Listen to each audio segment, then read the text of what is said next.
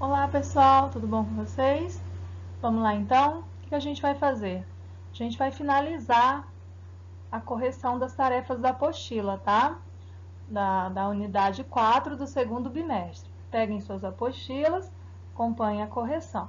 Falei para vocês, é importante que vocês acompanhem as correções, porque quando a gente voltar para nossas aulas, não vou ter tempo de estar fazendo correção no quadro, né? Então a gente já vai ter os videozinhos gravados com as correções para vocês estarem acompanhando, tá bom? Qualquer dúvida me procura no WhatsApp. Vamos lá?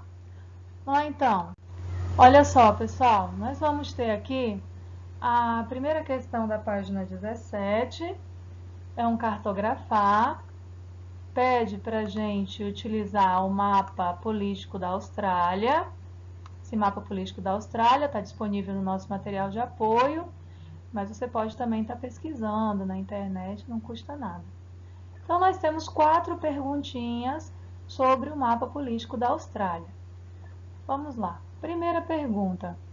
Qual o divisor de bacias ou divisor de águas da região oriental da Austrália? Lá tem uma parte que tem uma grande barreira, uma cordilheira, e é chamada de Cordilheira Divisória. Bom? Segunda, quais são os rios mais extensos da Austrália? É o Murray e o Darling. Terceira questão. Aqui está falando sobre as bacias hidrográficas da região central da Austrália, né, da parte central da Austrália. Bem, aqui já dá duas dicas, duas características, ó, que dá uma característica, que dá outra, e no final pergunta por que essas bacias são intermitentes. O que é um rio intermitente? Tá aqui, ó, intermitente é um rio temporário, intermitente ou temporário. São rios que, em determinada época do ano, eles secam. E a principal característica desses rios temporários é o baixo índice de pluviosidade. Ou seja, essa região central da Austrália, ela é uma região de clima árido. Então, isso faz com que os rios sejam intermitentes. Facilita, né, para os rios serem temporários.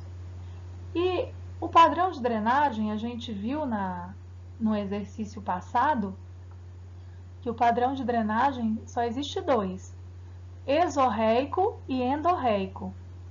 O exorreico é quando os rios eles desaguam para o oceano, e o endorreico é quando isso não acontece, ou seja, os rios eles nascem e terminam dentro do próprio continente. No caso aqui já está dizendo que são rios endorreicos, significa então, e está perguntando onde que eles desaguam, lá no Lago Erie, nome do lago, tá? Então, são rios endorreicos. Vamos lá, então, continuando. Bem, questão número 4, novamente, nós vamos ter que fazer com auxílio do mapa político da Austrália, e vamos identificar as principais cidades nos pontos extremos da Austrália. Vamos lá, então. Duas cidades na costa leste. Eu coloquei Sydney e Brisbane. Se você viu na costa leste e colocou outra cidade, professora, eu achei que essa cidade aqui estava mais a leste. Você pode colocar, não tem importância. Uma cidade na costa norte. Eu coloquei a cidade de Darwin. Uma cidade na costa oeste. Eu coloquei Perth. Se quiser colocar, professora, eu coloquei outra que eu achei que estava mais oeste. Tem importância. A B que está apagadinha aqui, mas aí vocês estão com a apostila, aí vocês olham na apostila. Está perguntando de duas cidades na costa sul. Aí eu coloquei Adelaide e Melbourne, tá bom? Então aí você faz rapidinho a sua tarefinha. Próxima. Olha só aquele famoso quadro, né? Organize as ideias. Esse quadro eu sempre cobrei de vocês desde o 8º ano, pra gente, que ele é uma metodologia que ajuda pra gente aprender realmente as características da parte do clima, vegetação, localização. Aqui está perguntando da hidrografia e do relevo da Europa, né? Da Europa e Ásia, da Eurásia. Então, aqui o que você vai fazer? Onde eles deram a cadeia montanhosa, você só completa com os rios. Onde eles deram os rios, você completa com a cadeia montanhosa, ou seja, de onde nasce esse rio. Tá bom? E assim sucessivamente. Bem facinho também, né? Ótimo pra gente fazer. Próximo. Outro cartografar com quadro. Agora da Oceania, né? Aqui, ó. Da Oceania. Clima e vegetação. Então, vou lá na parte da Oceania, clima e vegetação e vou completar o meu quadro, tá? Lá na região sudoeste da Austrália, qual é o clima? Mediterrâneo. Vegetação, Mediterrâneo. O que eu falei para vocês? Na maioria das vezes, o clima, ele combina com a vegetação, então tem o mesmo nome. Então, tá aqui, ó, clima equatorial, floresta equatorial. Clima mediterrâneo, vegetação mediterrânea, tá? Clima tropical, floresta tropical. E assim vai. Bom? Muito facinho também. Próximo. De novo, outro quadrinho. Viram? Achavam ruim que eu colocava bastante quadro, né? Pra gente preencher. Mas olha aí como a nossa técnica também é utilizada pelo positivo, né? Então, olha só. Aqui nós vamos ter um quadro onde nós vamos completar usando Europa, Ásia e Oceania. Do mesmo jeito, clima, vegetação e localização. O que eu vou fazer? Onde tem o clima, eu vou identificar a vegetação e a localização. Onde tem a vegetação, eu identifico o clima e a localização, e assim sucessivamente eu vou preenchendo o meu quadro. E cada vez que eu vou preenchendo, eu vou reforçando, eu vou aprendendo cada vez mais. Bom, vamos lá? Chegamos no final. Vamos lá então. Bem, a hora do estudo, ela é um aparato com toda a unidade, né? Ela é o resultado de de tudo que foi falado na unidade 4. Então, vamos lá então. É a página 25, acompanhe. Primeira questão. Primeira questão está pedindo, ó, semelhanças entre ambiente das altas montanhas da Eurásia e os domínios polares. Olha que coisa fácil? Semelhança, né? Ou seja, em que eles são parecidos? Em que são parecidos a parte das altas montanhas com os domínios polares? O clima, né? Predominância do clima frio, do clima polar, e a presença da vegetação de tundra. Só isso tá bom. Lembrando que a tundra é uma vegetação que não tem árvores, formada por musgos, líquens, tudo mais. Segunda questão está perguntando sobre as monções. Monções de verão. Monções de verão. Como nós vimos, as monções de verão, monções são ventos, tá, pessoal? Monções, vocês sabem que são ventos. Ventos sazonais, ou seja, ventos que se invertem com base nas estações do ano. As monções de verão, na Ásia, elas provocam chuvas intensas, inundações e tudo mais. A letra A e B, a letra A está perguntando qual é o aspecto positivo das monções. Os aspectos positivos das monções, lá na Ásia, é que deixa as áreas, as planícies alagadiças.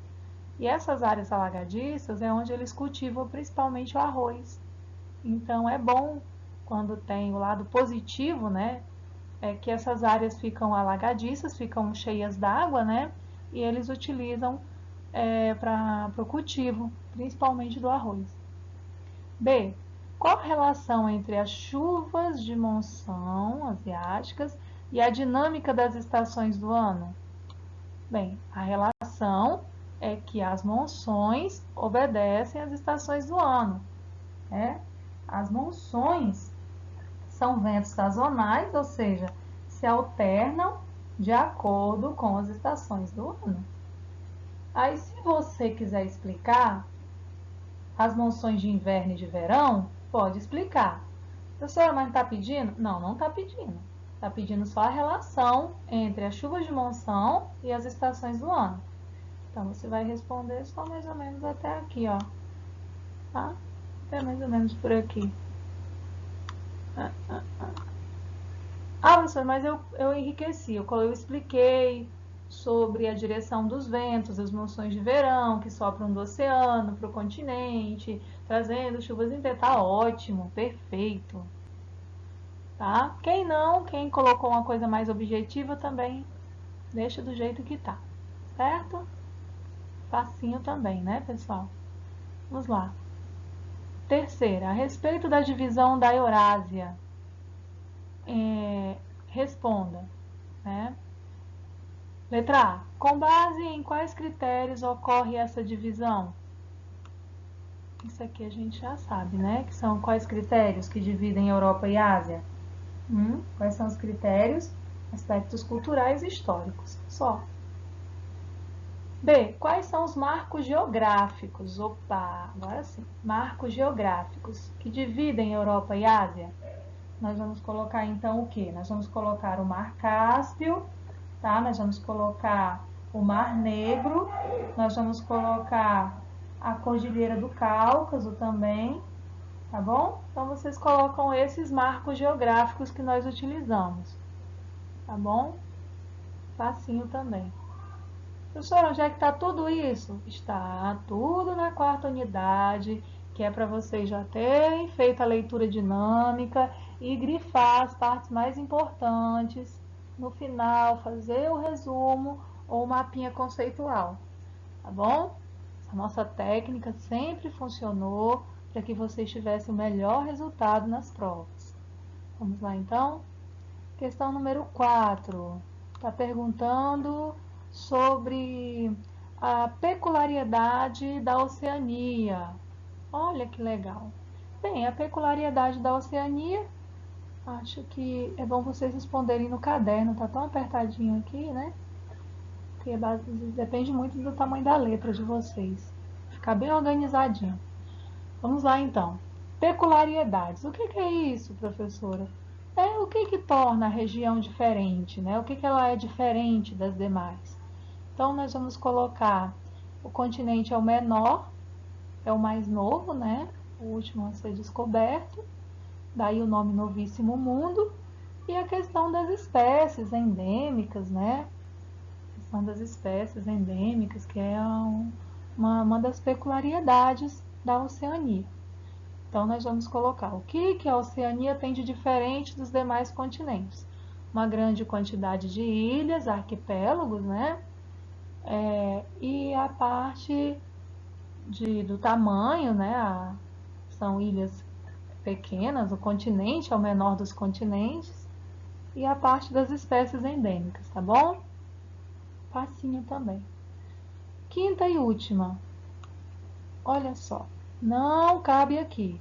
Já sabe que vai fazer aonde? Vou fazer no meu caderno, porque eu sou um aluno muito organizado. O que eu vou fazer então?